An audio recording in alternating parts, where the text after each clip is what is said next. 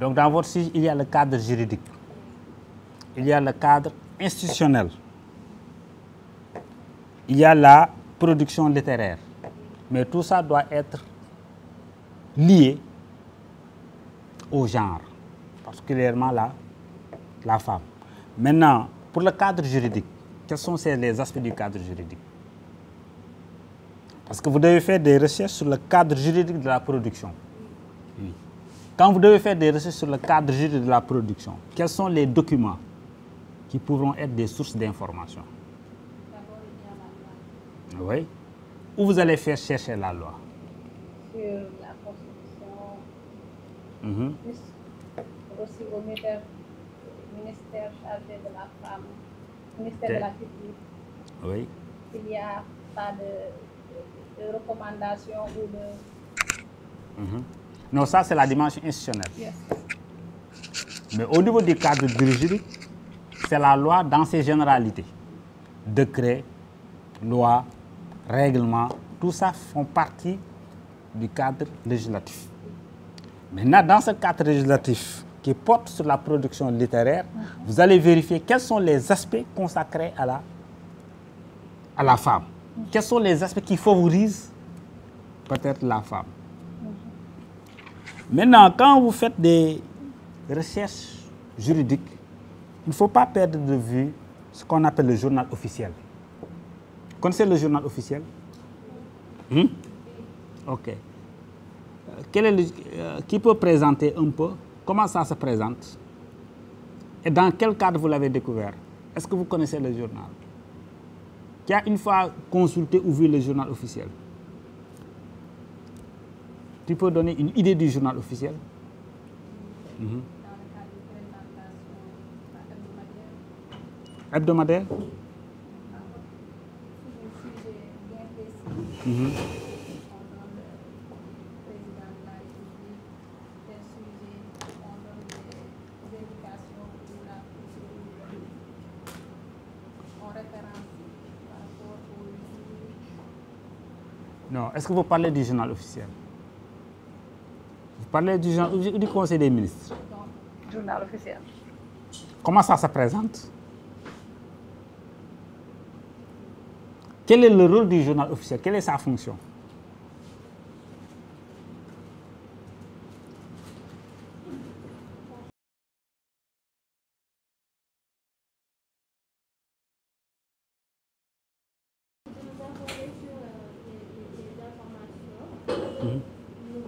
Bien sûr, les décisions prises par le gouvernement, etc. Par exemple, dans le journal officiel, on peut montrer qu'une loi a été abrogée et qu'une nouvelle a été adoptée. Oui. Quand il y a une nouvelle loi ou décret, c'est publié dans le journal officiel. Donc quand vous cherchez un texte, il faut aller dans le journal officiel.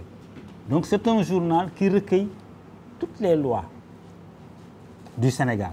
En tout cas pour le journal officiel du Sénégal. Pour le journal officiel du Sénégal. Pour le journal officiel de la France également, c'est le même rôle. Donc il y a toujours un numéro. Le journal officiel est toujours numéroté. Il y a toujours un numéro. Donc quand vous cherchez, vous pouvez après faire des vérifications sur Internet. Si vous tapez journal officiel, vous allez voir comment le journal officiel se présente. Donc c'est une source d'information importante pour les lois. Maintenant, le cadre institutionnel. Parce que votre sujet regroupe le cadre juridique, mais également le cadre institutionnel. Quand on parle de cadre, ce sont les institutions, les organismes mis en place pour accompagner la production. Dans ce cadre également, dans un premier temps, les institutions, on ne les met pas en place pour un genre. Mais vous pouvez voir dans les institutions quelles sont les dispositions qui favorisent ou accompagnent les femmes au niveau de la production littéraire. Ça également, c'est une spécification à apporter. Donc, en termes de mots-clés, quels sont les mots-clés que vous pouvez citer? Cadre juridique. Maintenant, quand vous tapez cadre juridique dans une recherche, qu'est-ce que vous allez avoir? Oui, mais même quand vous dites cadre juridique, cela ne signifie pas que le cadre juridique va parler de la production littéraire. Donc, il faut faire une recherche avancée. Une recherche avancée avec des filtres. Parce que quand vous tapez cadre juridique tout court, avec la production littéraire, vous allez avoir des textes qui n'ont rien à voir avec les questions de genre. Parce que vous avez mis cadre juridique tout court. Est-ce que vous avez bien saisi? Parce que vous cherchez le cadre juridique des femmes dans la production littéraire. Donc, ces genres de sujets vous conduisent à faire des recherches avancées. Ce n'est pas des recherches simples qui vous permettent d'avoir des résultats pertinents. Quand vous mettez cadre juridique, vous allez avoir tout le cadre juridique des textes qui parlent de la production de manière générale, dont peut-être les femmes. C'est ça qui conduit que, quand vous faites des recherches, vous allez avoir des centaines de documents. Et vous allez parcourir un à un. C'est fastidieux. Donc, pour la même démarche, c'est valable pour tout le monde. Quand vous avez ces genres de sujets, il faut éviter de mettre cadre juridique tout court. Il faut aller vers une recherche avancée. Vous connaissez les filtres? On va y revenir tout après, les filtres. Mais avant d'en arriver là, il faut déterminer les mots à mettre dans une recherche avancée. Cadre juridique et quel mot encore? Cadre institutionnel. Cadre institutionnel. Des femmes dans la production littéraire. Ça, c'est une phrase. Dans une recherche, il faut éviter les phrases. Il faut éviter d'écrire des phrases. Il faut lister d'abord des mots-clés pour ensuite les utiliser pour faire des filtres. Cadre juridique, cadre institutionnel. Production littéraire. Production littéraire. Oui, et quoi d'autre? Tous les mots-clés, c'est les 3 mots que je dis.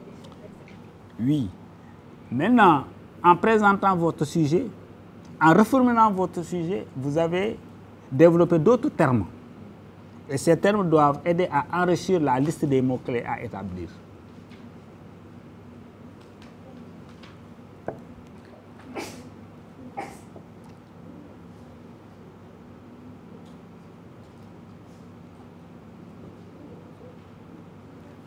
Par exemple, le cadre institutionnel est un terme générique. Pour la reformulation, Oui. je vais reformuler. Quelles sont les dispositions juridiques ou mécanismes légaux et organisationnels qui encadrent et promouvoient la participation des femmes Exactement. dans la production d'œuvres littéraires? OK. Mécanisme. Dans ce genre de questions, il y a toujours des traités qui sont souvent omis. Les traités, par exemple, au niveau de l'UEMOA, au niveau africain, pour favoriser un secteur. Ça peut aider. Je vous disais également, quand vous sortez un mot, il faut chercher les synonymes. Parce que dans un système de recherche, ils peuvent ne pas utiliser le terme cadre juridique. Ils peuvent utiliser par exemple le terme mécanisme juridique, par exemple. Donc il faut chercher les mots voisins et les mots et les synonymes. Oui. Donc les concepts et les synonymes doivent être renforcés. On ne peut pas faire des recherches avec 3 mots-clés. Il faut avoir une liste complète de mots-clés. D'accord? Ça, c'est le premier aspect. Cadre juridique est un mot, mais sous cadre juridique, il faut établir beaucoup d'autres mots-clés. Institution, cadre institutionnel, c'est un mot, mais il faut établir également beaucoup d'autres mots. Production littéraire, expression, il faut également établir beaucoup d'autres expressions, production littéraire.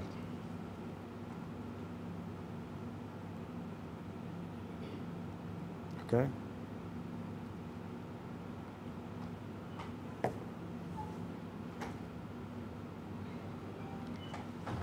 Il y a un autre aspect. Est-ce que votre recherche couvre quelle zone géographique? Le Sénégal tout court. OK. Pour combien de temps? Pour quelle dimension temporelle? Moi, je préférais voir la production ancienne et récente. Oui, ancienne là, ça remonte au 19e siècle, 2020, après 2010, jusqu'où vous allez. Est-ce que si vous trouvez un document qui traite du cadre institutionnel et du cadre juridique institutionnel des femmes dans la production et qui date peut-être de 2001, vous allez le prendre. Oui. Donc il faut une dimension temporelle. S'il date de 1919, je suppose, est-ce que vous allez le prendre? Pourquoi? Pourquoi l'exclure? C'est beaucoup trop. Oui, mais sur quelle base vous dites que c'est trop loin? Parce que vous pouvez, sur vos sujets, vous pouvez trouver un document qui date de plusieurs siècles, mais qui cadre avec votre sujet. S'il n'y a pas de dimension temporelle, il n'y a pas de raison de ne pas le convoquer. À moins qu'on dise de 2020 ou à partir du 26e siècle. Maintenant, si vous avez un document qui traite du sujet et qui couvre l'UEMOA, il faut également le traiter avec beaucoup d'attention parce qu'on parle du Sénégal. Mais vous pouvez voir que le Sénégal fait partie de l'UEMOA et il peut être concerné. Vous avez bien saisi? C'est un aspect également à prendre en compte parce que c'est cette approche qui va vous permettre d'éviter les contresens, les hors-sujets et les oublis.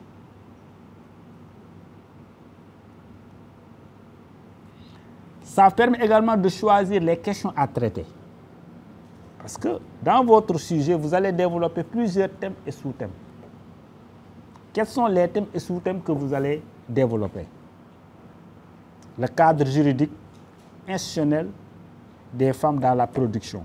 Mais c'est un sujet global qui peut comporter plusieurs thèmes et sous-thèmes. C'est dans l'analyse également qu'il faut régler tout de suite cette question.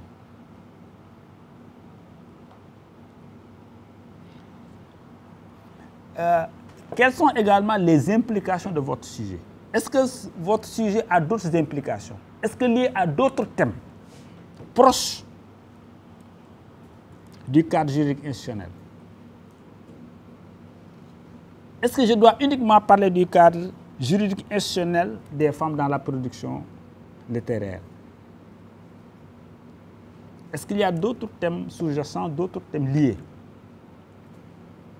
Ça, c'est un aspect. Le dernier aspect, quelles sont les orientations de votre encadreur? Parce que l'encadreur vous donne toujours des orientations. Dans la définition du sujet, il faut aller au-delà des termes.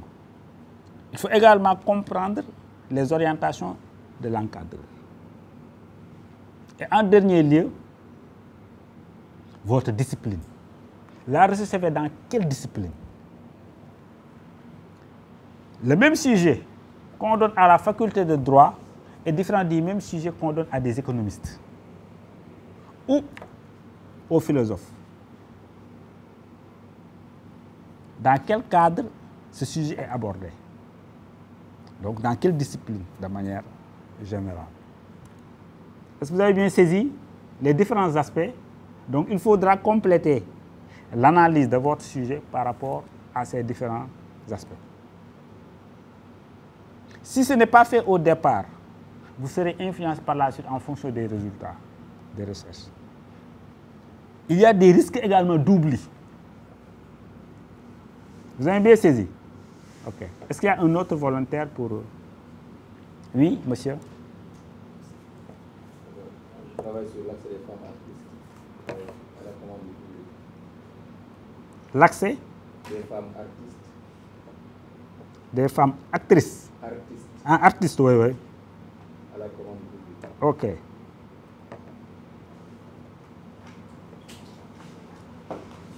Très bien. L'accès des femmes artistes à la commande publique.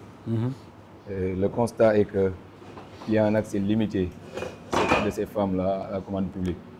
Il y a une étude qui a été menée récemment sur l'accès des PME à la commande publique. Il s'est avéré que seul un quart des PME accèdent à la commande publique. Et c'est un quart-là, les femmes représentent une petite portion. Donc c'est à partir de ce moment que nous avons envisagé de mener une recherche pour voir qu'est-ce qui limite vraiment l'accès massif des femmes à la commande publique. Donc comme question principale de recherche, nous nous sommes posés une question à savoir pourquoi les femmes n'accèdent pas massivement à la commande publique. Voilà. Comme sous question de recherche, il y a 3. Première, c'est qu'est-ce qui limite leur accès à la commande publique. Deuxièmement, quels sont les enjeux de leur participation et les défis à relever. Et en dernier lieu, quelles sont les solutions à préconiser ou bien les implications de politique économique en tout cas à prendre en compte pour une commande publique durable et inclusive en faveur de ces catégories de femmes-là. Voilà en quelque sorte ce que je pouvais dire en concernant. Donc pour les mots-clés, il y a femmes, commande publique, marché public, achat public durable. Comment? Achat public durable. Achat public durable. Oui. PPP, Sénégal. IPP? PPP, projet de partenariat public-privé. Privé, oui. Et donc l'étude, on est en train de mener l'étude au niveau du Sénégal. Donc c'est Sénégal quoi. Voilà en quelque sorte les quelques mots. Pourquoi durable? Voilà, parce que il y a 3 volets. Il y a le volet environnemental, c'est-à-dire on doit exécuter les marchés tout en respectant notre environnement. Effectivement. Il y a également le volet social qui promeut l'accès vraiment des jeunes, des personnes handicapées, des couches vulnérables en quelque sorte, les femmes, les jeunes, les personnes handicapées à la commande publique. Donc cet aspect-là concerne, il y a vraiment pas mal de dispositions qui ont été prises par le nouveau code de passation des marchés publics pour faire la promotion de l'accès de ces catégories de personnes-là à la commande publique. Ouais. D'accord. Il y a le volet économique également qui promeut l'accès des PME, surtout les PME à direction féminine à la commande publique. J'avais déjà mené une étude sur l'accès des PME à la commande publique, comme je viens de le dire, où j'avais démontré que le sexe, notamment les femmes, ont plus de chances en tout cas d'accéder à la commande publique. Donc c'était une variable qui avait un impact significatif, positif. Donc plus, en tout cas c'est corrélé positivement. Voilà. Donc c'est pour cette raison que je suis toujours intéressé à cette question pour voir. Maintenant, dans le domaine précis de l'industrie créative, est-ce que les mêmes problèmes persistent ou bien, je veux juste voir si c'est général dans n'importe quel secteur que vous prenez, ou bien maintenant, concernant ce secteur-là, comment ça va se passer exactement, c'est ce que je veux chercher. D'accord. Remarquant, dans l'analyse, il a fait ressortir des aspects qui n'étaient pas évidents dans la formulation de ce sujet. Donc, il faut remarquer, c'est toujours le cas. Il ne faut pas vous limiter sur la formulation du sujet. C'est très bien, hein? Il ne faut pas vous limiter sur la formulation du sujet. Il y a des choses, si vous analysez bien le sujet, ça apparaît. Et ce n'était pas une évidence dans la formulation. Et dans les différentes parts, il a parlé des limites, il a parlé des enjeux, des défis, des solutions et des implications. Il a pensé aux handicapés, la dimension inclusive, parce que les questions de genre, c'est des dimensions inclusives. Maintenant, ce qui reste, ce sont les mots-clés. Par rapport aux mots-clés, vous avez dit femme et quoi d'autre? Les mots-clés que vous allez lister.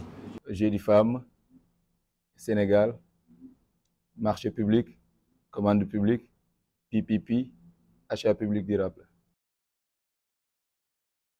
OK. Maintenant, il y a des mots qu'il faudra définir. La commande publique couvre quoi?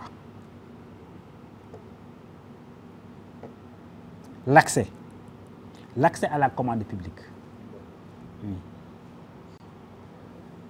L'accès à la commande publique couvre quoi? quand on dit l'accès à une commande publique, ça veut dire qu'il y a des critères qui sont définis. Est-ce que ces critères sont favorables aux femmes ou défavorables? En bref, c'est des critères objectifs. Mais est-ce que ces critères sont favorables aux femmes ou non? Les femmes n'acceptent pas parce qu'ils ne remplissent pas les critères. Quelles sont les raisons? Est-ce que ce n'est pas des insuffisances structurelles? Ça également, il ne faut pas aussi se verser dans la défense jusqu'à... N'est-ce pas? Est-ce qu'il y a des dispositions également qui favorisent l'accès des femmes? Ça également, c'est un élément. Est-ce que les femmes également sont présentes dans le secteur? Parce que vous avez dit 1%. C'est 25%, quoi, un quart. OK. Oui. C'est 25%, quoi, en quelque sorte. OK. L'ensemble des PME. Les femmes occupent en moyenne le quart. 10, oui. OK. Et dans ce quart, donc c'est déjà mal parti. Hein? Et il y a un paradoxe. Il y a pas mal de dispositions qui ont été prises et qui sont favorables vraiment à l'accès des femmes à la commande publique. Il y a des marchés qui sont préservés. Tout le temps, il y a des dispositions, des procédures dérogatoires qui sont mises en place pour favoriser l'accès. OK. Mais malheureusement, il y a l'accès de plus. Merci. OK, merci beaucoup. Donc, dans ce sujet également, il va falloir convenir avec votre encadreur les aspects à traiter. Parce que l'étudiant peut déterminer, voilà les aspects que je vais traiter. Mais il faut convaincre votre encadreur pour partager, comme on est en train de le faire, est-ce que c'est les seuls aspects que je dois étudier dans ce sujet? N'est-ce pas? On n'a pas précisé Sénégal dans la formulation du sujet.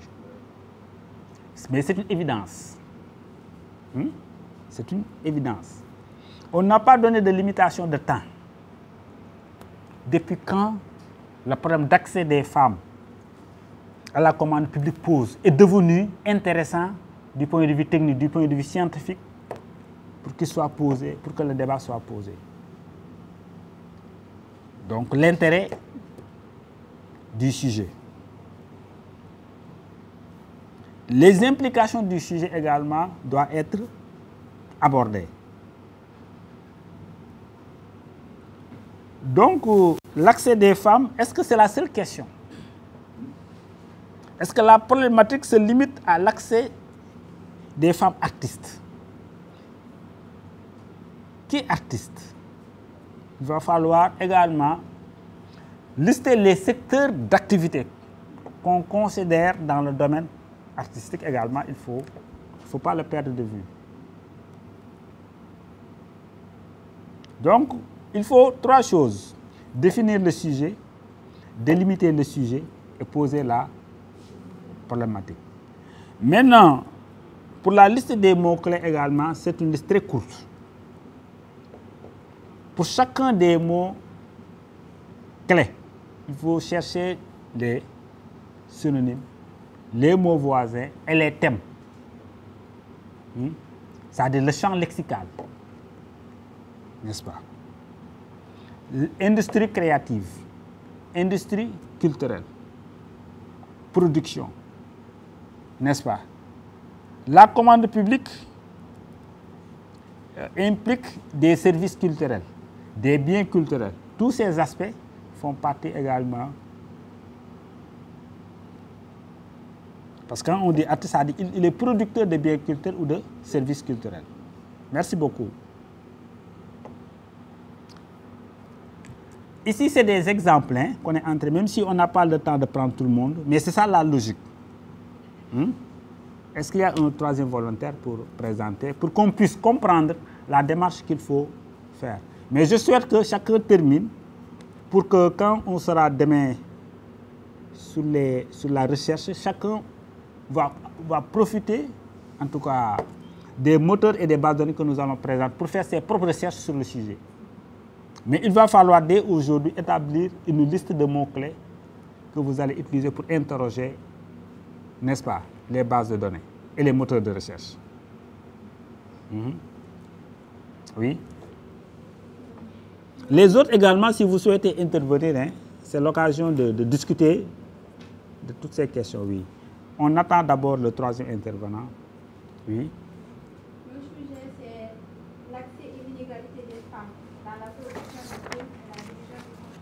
Sénégal. L'accès? Accès et inégalité des femmes dans la production de films. Dans la production? De films. De films, ok. Et la division du contenu au Sénégal. Diffusion de contenu, oui. L'accès et inégalité des femmes dans la production de films et la division du contenu au Sénégal. Ok. Ici, mon sujet traite l'importance de la représentation féminine dans l'industrie cinématographique au Sénégal. J'ai reformulé le sujet en disant quelle est la place des femmes dans l'industrie cinématographique au Sénégal. C'est-à-dire, je vais devoir analyser la disparité, l'accès et les obstacles à la production et les inégalités de la division aussi. Dans la diffusion des œuvres. Ici, j'ai relevé les mots-clés. Cinéma sénégalais. Non, attention, il nous faut d'abord comprendre le sujet. L'accès et l'inégalité des femmes dans la production. La représentation des femmes dans la en tant qu'acteurs dans la production ou bien en tant que promotrice de la production. En tant qu'acteur et promotrice en même temps. Ok. Donc ça, ça ne saute pas de manière évidente dans la formulation. Vous avez bien noté? Ok, oui. Oui, allez-y, oui. Les mots-clés, j'ai relevé cinéma sénégalais, inégalité des genres, production cinématographique, diffusion du contenu, représentation féminine, barrières socioculturelles et industrie audiovisuelle. Ok. Maintenant, allez-y, d'accord. Ici, ce que je voulais savoir, c'est-à-dire comprendre, expliquer et analyser la représentation des femmes. Il me faut d'abord faire un point sur les statistiques, sur la présence des femmes, mais aussi faire une comparaison entre les chiffres, c'est-à-dire la présence des chiffres, les hommes et les femmes, c'est-à-dire les statistiques des hommes et les statistiques des femmes, pour faire une comparaison. Il me faut encore revoir quels sont les obstacles. Quels sont les obstacles que les femmes subissent pour accéder à l'industrie cinématographique. Mais aussi les inégalités dans la division du contenu, c'est-à-dire les disparités, différences du budget marketing, la représentation dans les festivals du cinéma national et international des femmes. La participation. La participation, oui. En plus, sur les initiatives existantes pour promouvoir l'égalité des genres, est-ce que aussi il y a des structures qui promouvoient peut-être la participation des femmes sur le cinéma au Sénégal? Mais aussi l'impact des sous-représentations. Quel est l'impact aussi de la sous-représentation des femmes dans l'industrie cinématographique au Sénégal, autrement dit dans la production des films et la diffusion du contenu? Quel est l'impact de la sous-représentation des femmes? L'impact dans quel domaine? Social, économique? Dans tous les domaines, dans le domaine social, économique et culturel aussi. Ok. Aussi faire la comparaison peut-être entre le Sénégal et les autres pays d'Afrique au niveau international. Ok.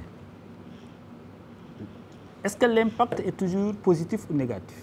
Ce sont des questions que je vais y répondre peut-être lors de mes recherches. Je vais chercher quel est l'impact d'abord de la sous-représentation des femmes. Peut-être si les femmes étaient représentées, qu'est-ce que ça aurait donné au point de vue culturel, au point de vue économique? Est-ce qu'il y a une valeur ajoutée? Est-ce que ça pourrait augmenter des revenus? Est-ce que ça pourrait engager quelque chose comme ça? C'est peut-être durant mes recherches que je vais... Est-ce que cela ne conduit... C'est une question provocatrice. Hein? Est-ce que ça ne conduit pas aux femmes de déserter le ménage? Bon, ça. Peut-être, je sais de pas. ne pas bien entretenir. Parce que dans le monde du showbiz aussi, il y a beaucoup de problèmes de ménage. Oui. C'est un aspect également qu'il faudra intégrer dans la réflexion.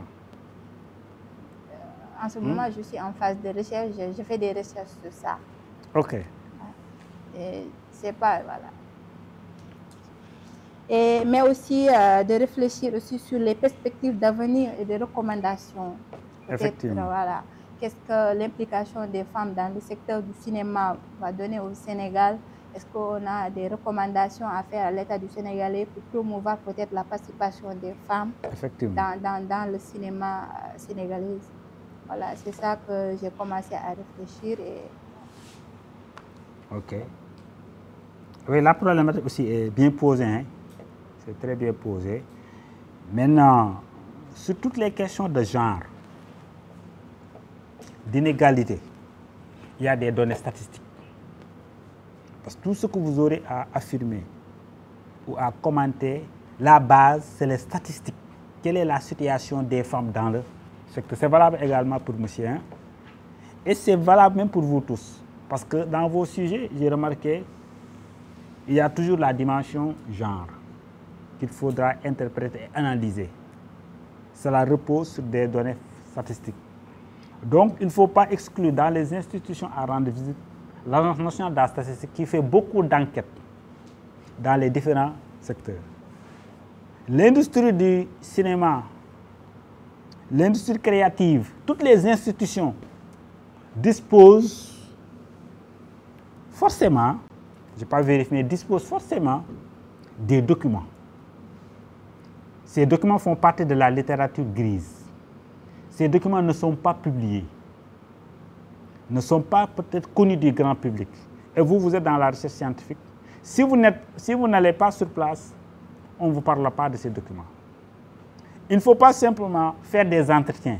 Il faut demander à avoir des documents sur le secteur, dans les différents secteurs de l'industrie créative. L'approche, c'est quoi? C'est d'abord, avant de se déplacer, de lister quels sont le dispositif institutionnel du Sénégal sur l'industrie créative. Quels sont les établissements mis en place? Quels sont les organismes? Quelles sont ces missions? Donc, vos premières sources d'information se trouvent dans ces établissements.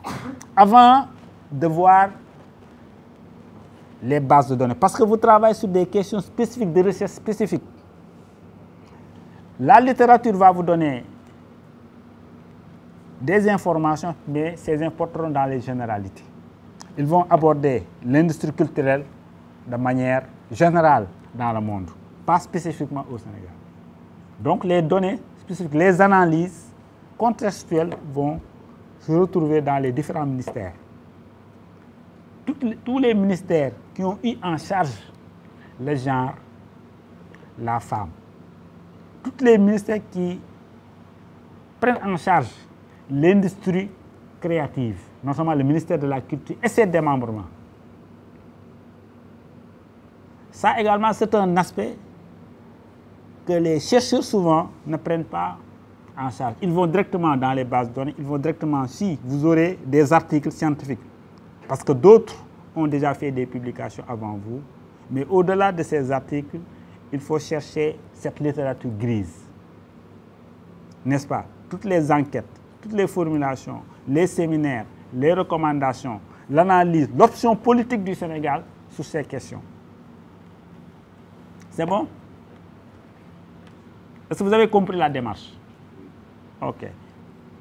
Maintenant, nous allons poursuivre le cours. C'était pour illustrer, pour avoir une base de travail pratique sur la démarche qu'il faut adopter pour faire la définition de votre sujet, pour faire l'analyse de votre sujet et pour poser la problématique. Donc, l'analyse, en analysant votre sujet, vous parvenez à poser la problématique. La problématique, c'est une question ou plusieurs. Ça peut être une question, mais ou plusieurs. Ça permet également de cerner, parce qu'à partir des questions que vous posez, vous allez cerner vos besoins. Parce qu'ici, il faut établir quels sont vos besoins de recherche. Le premier besoin qui apparaît, ce sont vous avez besoin de données statistiques sur la situation des femmes dans le secteur, sur la représentation des femmes dans le secteur. Donc, Mais quand vous soulevez la question, vous êtes en train d'exprimer un besoin documentaire. Donc, c'est un besoin de recherche.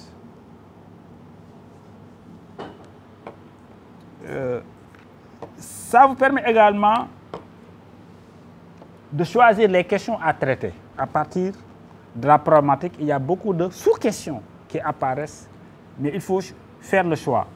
Quand vous faites le choix, vous réfléchissez par vous-même, mais il faut toujours le faire en collaboration avec votre encadreur. Dans une recherche, dans une thèse, il faut éviter d'être en contradiction avec votre encadreur. Donc, vous allez définir ensemble les orientations, parce que c'est des choix. Mais il faut toujours le justifier. Parce qu'au-delà de l'encadreur, il y aura un jury. Le jury pourrait poser pourquoi vous n'avez pas abordé cette question, pourquoi vous avez ajouté cette question. Il faudra justifier les implications.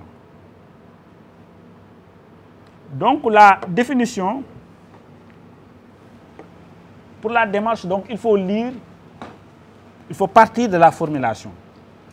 Ensuite, mobiliser les connaissances personnelles, comme il vient de le faire, mobiliser ses connaissances personnelles sur le sujet. Mais ça ne suffit pas, parce que nous avons fait ce premier travail qui n'est pas exhaustif, parce que nous devons consulter des documents. Nous devons voir quels sont les documents qui abordent les industries créatives, pour voir les termes techniques que nous n'avons pas encore développés pour faire les recherches. Mais ces livres sont très limités. Il faut privilégier deux types d'ouvrages, les encyclopédies et les dictionnaires de l'industrie créative. Il nous faut d'abord chercher, est-ce que dans le domaine de l'industrie créative, il y a des dictionnaires spécialisés sur sa question? Si oui, il faut privilégier ces documents. Est-ce qu'il y a des dictionnaires spécialisés dans l'industrie de la production de la créative? Est-ce qu'il y a des dictionnaires ou encyclopédies qui parlent de l'audiovisuel, qui parlent du cinéma?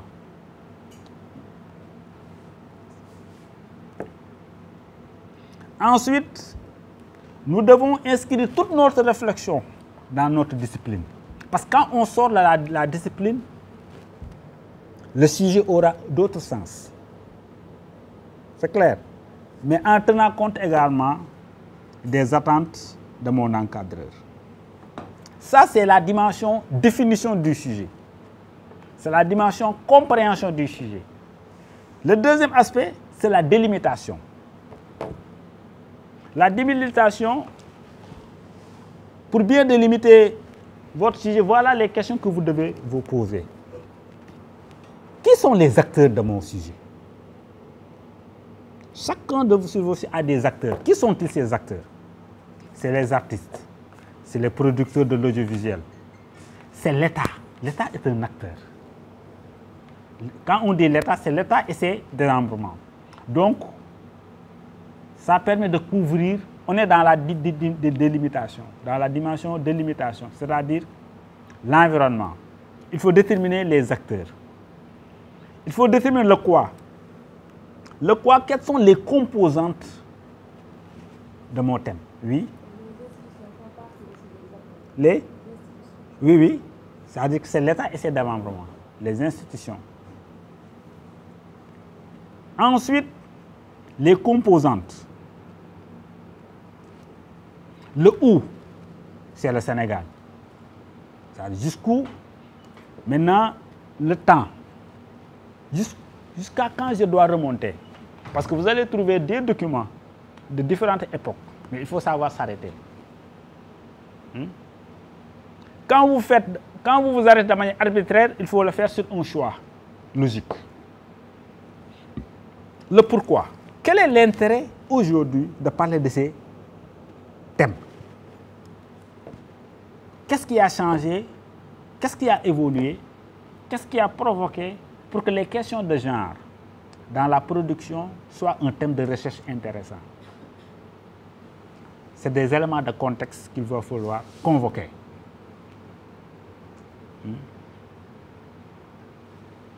Donc, le questionnement que nous venons de faire, le qui, le quoi, le quand et le comment, vous permet de mobiliser et d'organiser vos connaissances, de faire le point de ce que vous savez déjà, mais également d'avoir d'autres mots-clés pertinents pour effectuer la recherche. Quand vous le faites, vous allez avoir un nouveau regard sur la problématique que vous avez posée de départ. Parce que vous allez vous dire, ah, voilà la question que je m'étais posée. Est-ce que c'est la seule question? Est-ce qu'en dehors de cette question, il y a d'autres hypothèses de recherche? Donc, c'est la définition et la délimitation qui vous conduit à bien poser votre problématique de recherche sur la question de l'industrie créative. Et les premières recherches, je l'ai dit tout à l'heure, portent sur l'exploitation des ouvrages de référence. La recherche part toujours parce que vous êtes en train de réfléchir sans se référer sur des ouvrages. Vous avez tout à l'heure donné le sens de votre sujet, la manière dont vous avez compris votre sujet. Mais est-ce que c'est une définition retenue partout? N'est-ce pas? C'est les ouvrages de référence qui vont vous aider à confirmer tout ça et à comprendre d'autres dimensions du sens de votre sujet. Les ouvrages de référence, c'est ça qu'on appelle les usuels. Ce sont les dictionnaires, les encyclopédies, les atlas, les annuaires. Il y en a d'autres, mais dans notre cas, ce que vous allez, les types qui vont vous intéresser le plus, ce sont les encyclopédies. Mais les encyclopédies, soit une encyclopédie de l'industrie culturelle, précisément. Et dans l'industrie culturelle, il y a d'autres sous-secteurs. Il y a le cinéma, il y a l'audiovisuel, n'est-ce pas? Et il y a beaucoup d'autres secteurs. Et dans son sous-secteur, il y a forcément, parce qu'il y a des thésaurus. Thésaurus, c'est quoi? C'est des mots. À défaut d'avoir des encyclopédies et des dictionnaires, il faut vérifier les thésaurus. Les thésaurus, c'est des listes de mots techniques dans un secteur. Par exemple, dans le domaine de l'informatique, par exemple, il y a beaucoup de listes de termes qui sont assimilés entre l'anglais et le français. C'est valable également dans le domaine de l'industrie audiovisuelle. Parce que ces encyclopédies vous permettent d'analyser davantage votre sujet, d'obtenir des définitions précises, mais également de s'informer. Un atlas, c'est pour s'informer sur un lieu ou une personne. Mais ici, il faut s'informer sur les événements culturels. Est-ce qu'il y a des annuaires qui présentent et répertorient les événements culturels au niveau du Sénégal et au niveau africain? Au niveau africain, il y en a. Il y a le festival de Cannes, non, de Burkina, là. Ce qui se passe au Burkina annuel. Hein? Le FESPACO. Le FESPACO, il faut faire des recherches sur le FESPACO, sur le secrétariat. Est-ce qu'il y a un secrétariat? Si oui, vraiment, il va détenir beaucoup de documentation sur les thèmes de l'industrie créative et de la production. Au niveau national, est-ce qu'il y a un calendrier? C'est des questions que je me pose pour vous orienter, n'est-ce pas? C'est bon? Est-ce que vous avez des questions? Donc, pour les dictionnaires, je n'ai pas besoin de développer davantage.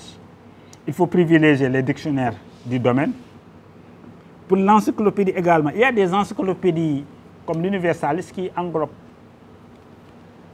presque toutes les questions, mais il faut chercher les encyclopédies de discipline, du sujet sur lequel vous travaillez. Et au-delà de ces deux types, il faut s'intéresser sur les outils en ligne. Pourquoi les outils en ligne? Votre recherche ne doit pas se limiter sur ce qui a été produit en français. Il y a beaucoup de travaux, la production scientifique, elle est plus en anglais qu'en français. Peut-être il y a des dizaines de documents que vous n'avez pas encore découverts, mais quand vous faites des recherches en français, aucun moteur de recherche ne va les fournir. Parce que vous avez formulé en français. Pour contourner, qu'est-ce que vous allez faire? Utilisez les outils. Tous les mots-clés que vous avez définis, il faut les traduire en anglais. N'est-ce pas? Faire des recherches.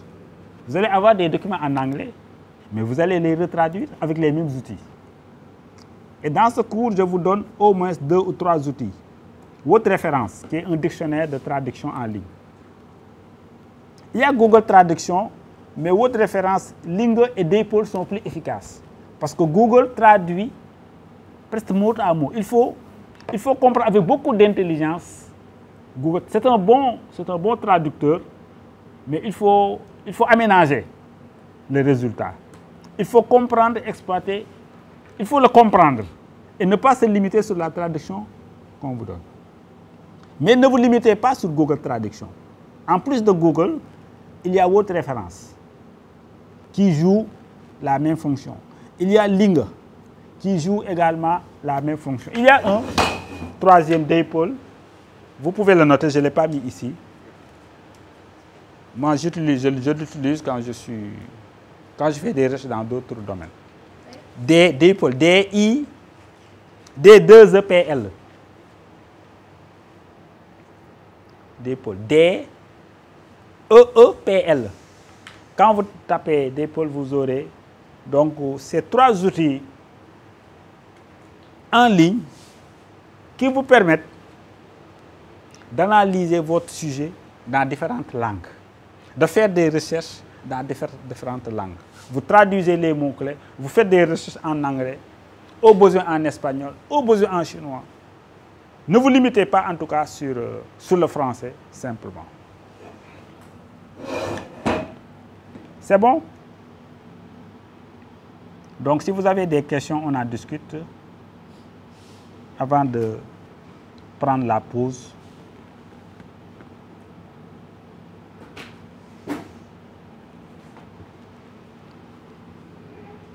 Oui?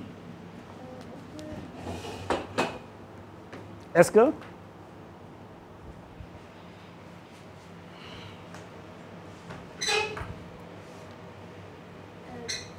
qu'on peut trouver aussi des définitions sur les articles? On peut essayer de définir sur les articles. Quand on a par exemple un article qui parle d'un domaine bien spécifique de l'industrie créative, est-ce qu'on peut prendre la définition donnée par l'auteur de cet article? C'est ce que je demandais. Oui, mais il faut prendre la source. D'accord. Il faut prendre la source. Et même si c'est avec un dictionnaire aussi? Si c'est avec? Le dictionnaire par exemple. On doit aussi noter la source. Il faut toujours noter la source. Quand les propos ne sont pas les miens, il faut toujours indiquer la source. On va revenir sur les techniques de citation. D'accord. Quand est-ce qu'il ne faut pas citer, il ne faut pas mentionner. Oui, oui, monsieur.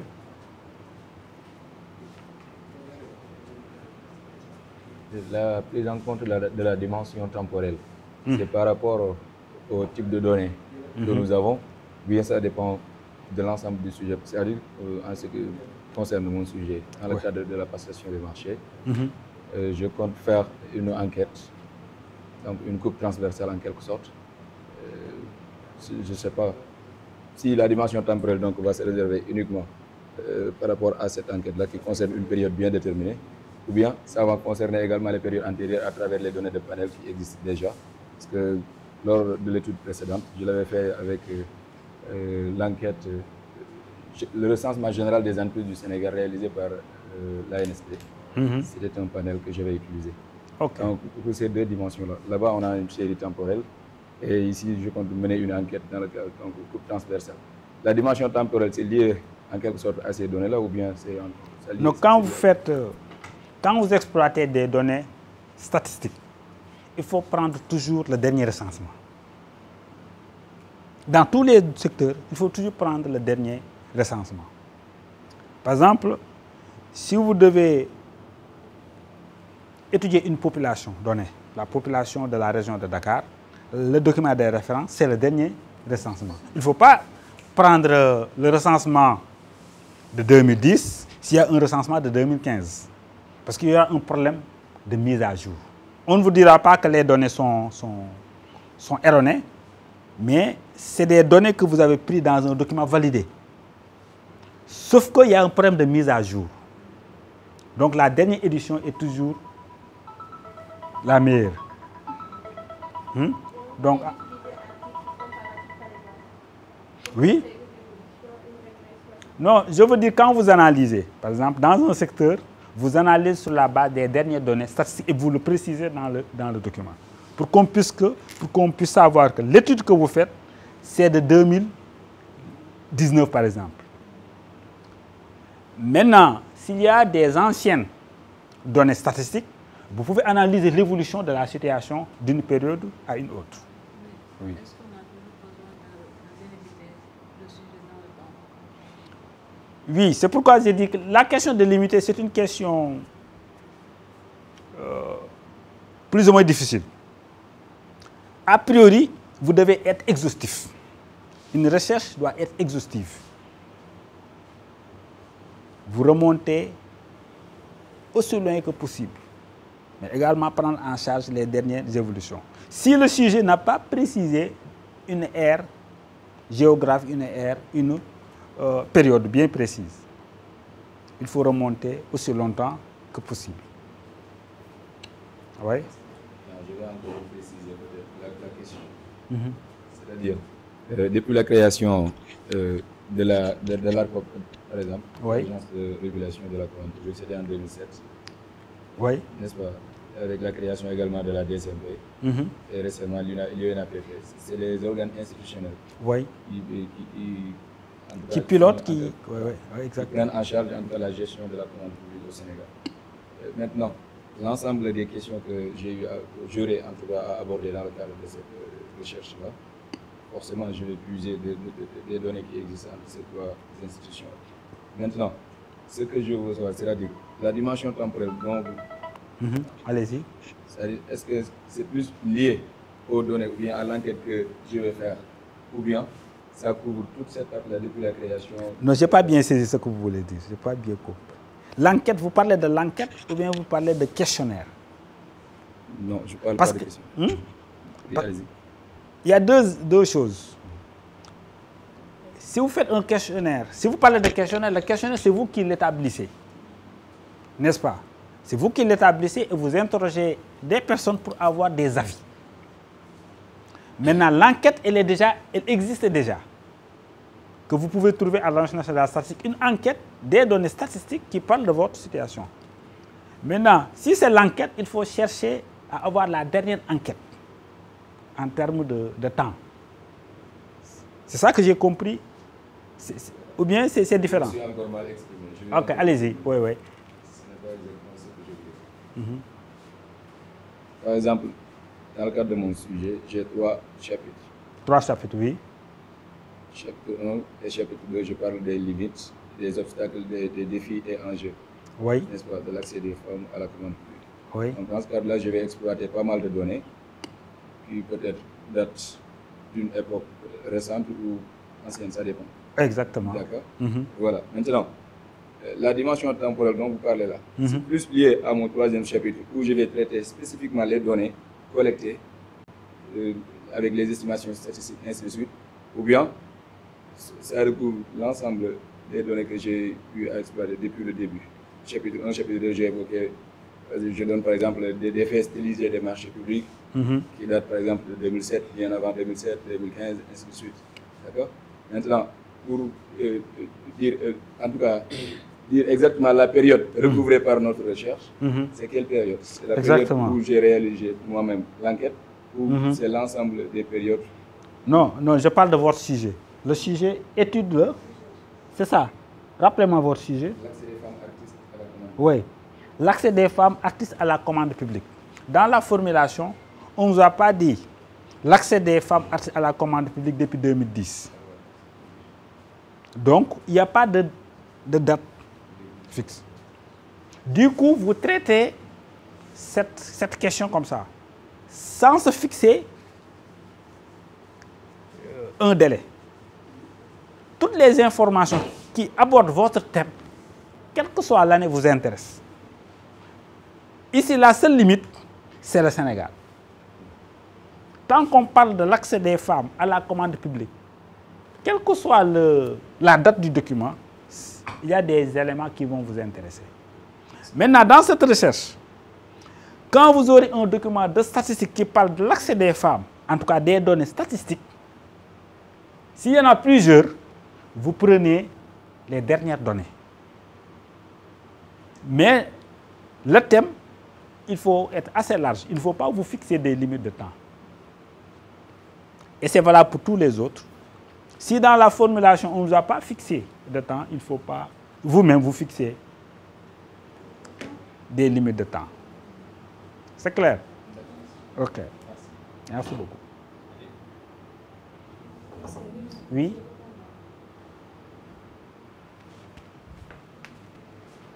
Donc, je vous présente mon collègue Mandiaye Ndiaye. Il est le chef du service des références au niveau de la Bibliothèque centrale. Quand on parle de référence à la Bibliothèque centrale, quel que soit votre thème de recherche, tout ce qui est référence, document de référence, encyclopédie, dictionnaire, c'est à son niveau, sur tous les thèmes. Hein? Il accueille beaucoup plus les chercheurs, les enseignants et les étudiants de fin de cycle. Donc, il est en haut, à droite, au fond. Hein? Donc,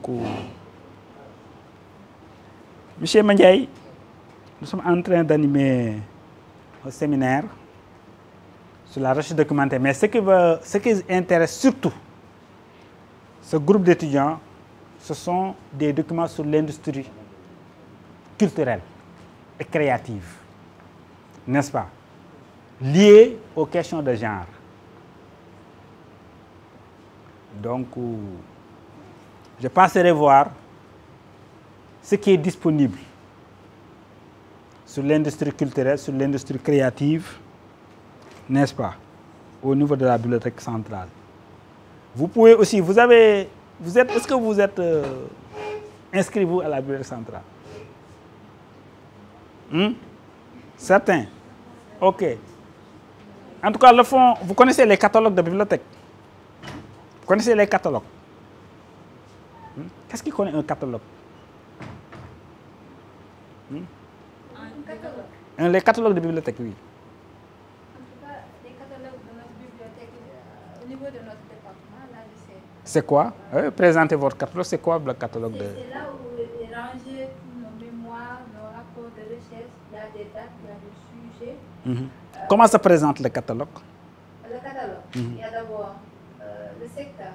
Ça veut dire... C'est quoi, je veux dire? Est-ce que c'est une liste ou bien c'est un... Ça peut être... en tout cas, ils ont dans leur machine. Ah, dans leur machine, OK. Dans leur machine. OK. Quand tu viens, tu dis comme un sujet porte sur la santé. Là, ils vont me lister. Il y a 10 étudiants qui ont soutenu de 2009 jusqu'à 2023 ou jusqu'à 2024. Eux, ils ont écrit sur ça dans la région de Saint-Louis ou bien dans le département de Podor. Oui. Là, ils vont vous donner tous les détails que vous aurez à trouver le rapport ou bien Très bien, voilà. dans cette case-là ou bien dans l'autre. Effectivement. Le catalogue est un document qui recense tous les documents disponibles dans une bibliothèque.